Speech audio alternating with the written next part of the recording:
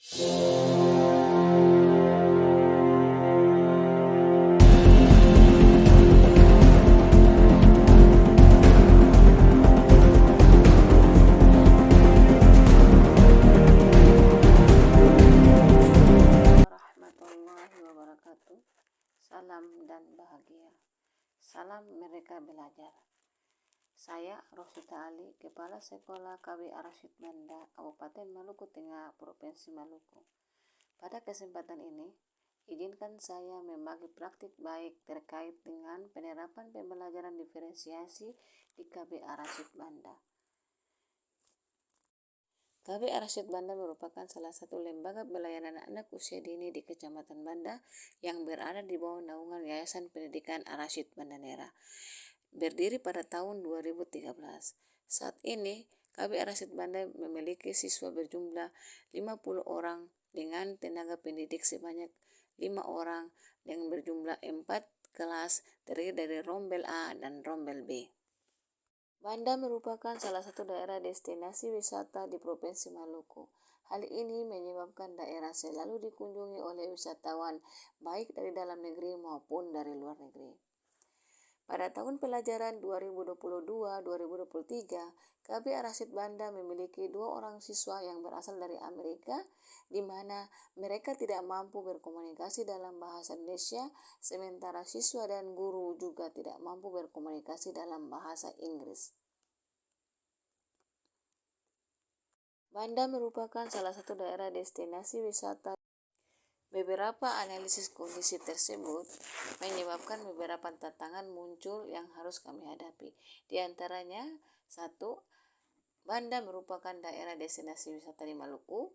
Yang kedua, guru belum bisa berbahasa Inggris. Yang ketiga, siswa beragam budaya dan karakter. Dan yang keempat, sarana prasarana yang terbatas.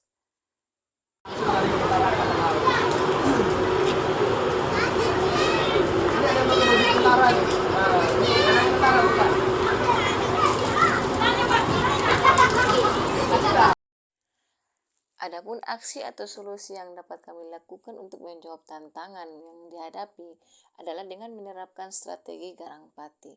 Garampati sendiri merupakan akronim dari Gerakan Literasi Pagi untuk Pembelajaran Diferensiasi. Garampati sendiri merupakan makanan khas dari Banda yang terbuat dari ikan tuna dan ikan cakalang berkualitas yang hanya hidup di Laut Banda. Diolah dengan bumbu-bumbu rempah pilihan yang juga berada di Kepulauan Banda dengan diproses sebaik-baiknya. Harapan kami, strategi program ini akan mampu menjawab solusi untuk menstimulasi anak dengan cara memperkaya lingkungan yang akan menyuburkan interaksi anak dengan lingkungan sekitarnya, termaksud pendidik, orang tua, dan teman sebaya, yang nantinya proses ini memberikan dampak yang optimal pada peningkatan karakter, keterampilan, maupun pengetahuan anak. Berkomunikasi dengan bahasa lisan merupakan aspek penting dalam kegiatan literasi yang melibatkan anak.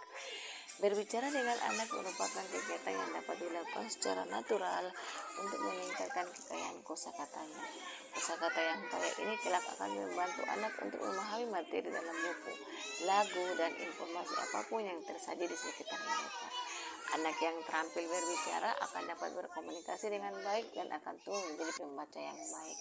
Kegiatan literasi pagi ini dengan tujuan adalah untuk memperkaya kosakata anak dalam bahasa Inggris agar nantinya anak yang belum bisa berkomunikasi dalam bahasa Inggris dapat sedikit mengerti ketika berinteraksi dengan siswa yang tidak bisa berbahasa Indonesia atau sebaliknya. Kegiatan ini dilaksanakan setiap hari Senin sampai dengan Jumat pada kegiatan awal sebelum kegiatan pembelajaran bermain dalam kelas, di mana berlangsung selama 30 menit dengan tema yang dipilih sesuai dengan kebutuhan anak.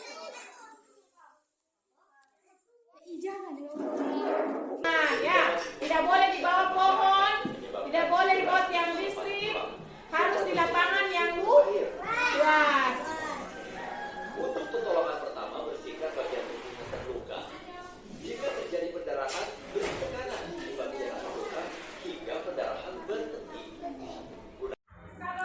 Solusi kedua untuk menjawab tantangan pada sekolah kami adalah guru tamu.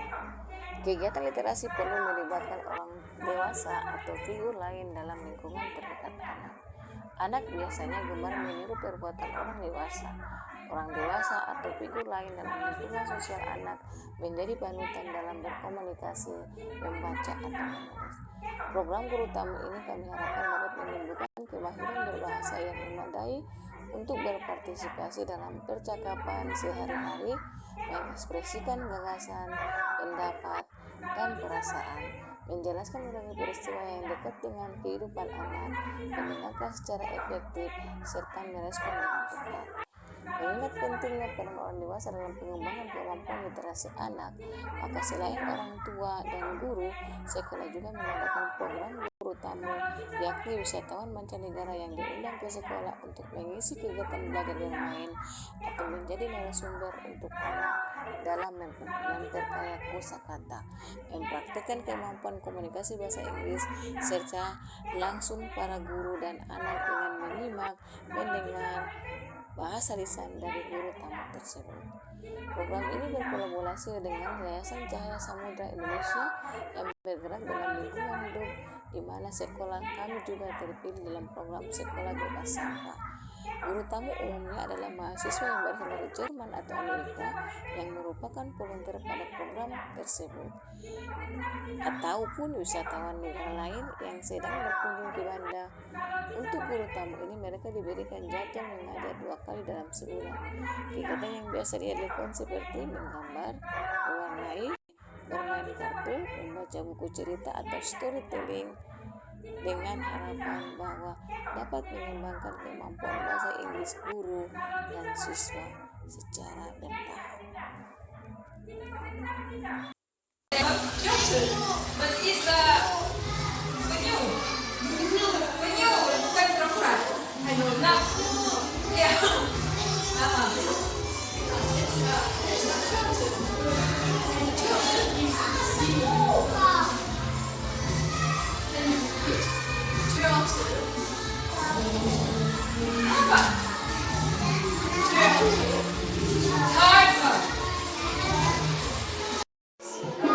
And what about this one? What is that? A small house. Okay. A bird. Does it have a name? What bird is that?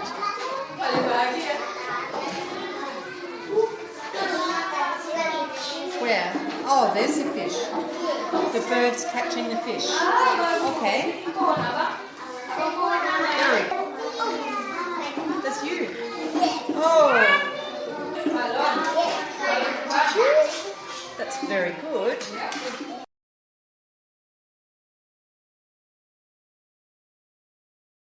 Refleksi yang dapat kami lakukan dalam program Garampati adalah yang pertama, bahwa kegiatan Garampati atau gerakan literasi pagi hari dan guru tamu merupakan bentuk stimulasi kepada anak yang bertujuan agar anak mampu tumbuh berkembang secara optimal, secara holistik, dan siap bersekolah ke jenjang berikutnya, dengan harapan mereka kelak akan menjadi pribadi yang dicita-citakan dalam profil pelajar Pancasila.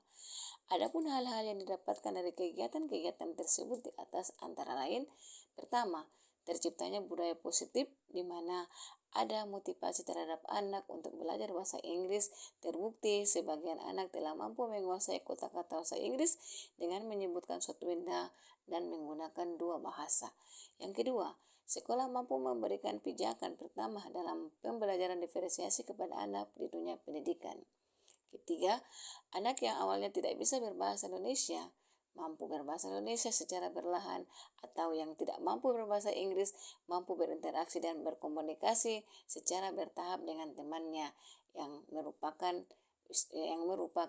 siswa dari negara luar. Yang keempat, terjalin kolaborasi dengan berbagai pihak, orang tua, wisatawan asing, atau lembaga sosial masyarakat yang semakin memperkaya sekolah dalam upaya peningkatan mutu sekolah dan hasil belajar bermain siswa.